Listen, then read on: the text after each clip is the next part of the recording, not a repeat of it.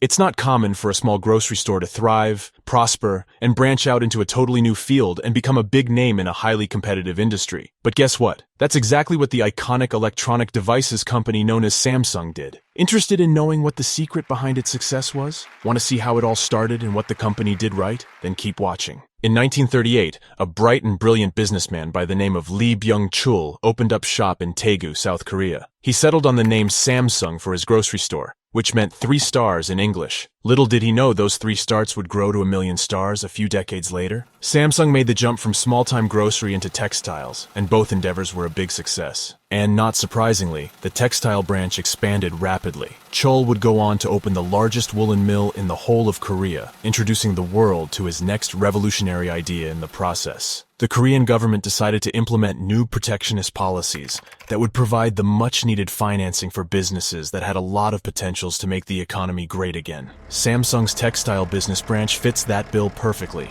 and soon enough, the money would make the factories go into full production mode, solving the money problem. Byung-chul sure wanted to make the world notice the former small grocery store now. Samsung's foray into the machinery was a no-brainer, really. It's the reason they became tech innovators in the first place. You couldn't make a profit with electronics if you didn't have a big stake in the semiconductor industry. These were the materials that made these inventions possible. Thankfully, Samsung had the finances and the clout to get a 50% stake in Korea Semiconductor. Chul's son, Lee Kun-hee, would take the now Samsung Electronics Limited to greater heights never seen before. In fact, you could argue that Lee Kun-hee's no-nonsense approach to business was what made Samsung the global empire it is today. Kun-hee literally burned phones that Samsung made in 1989 to prove a point. There was no room for making low-quality products. By 2007, with the rise of mobile phones, Samsung's global sales were over $100 billion.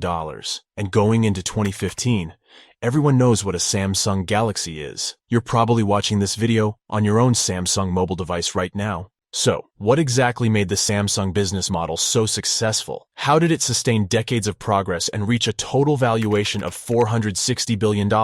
There's a ton of educational value for us to benefit from. So let's take a quick look. Invest in people.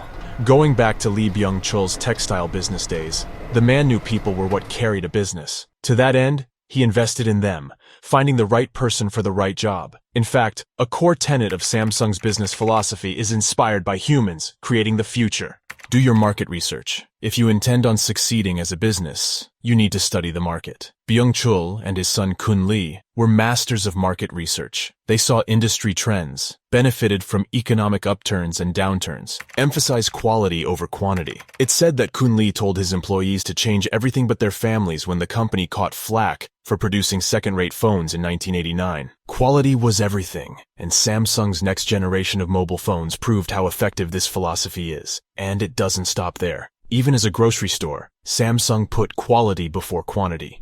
And you could argue that this was its biggest secret for success.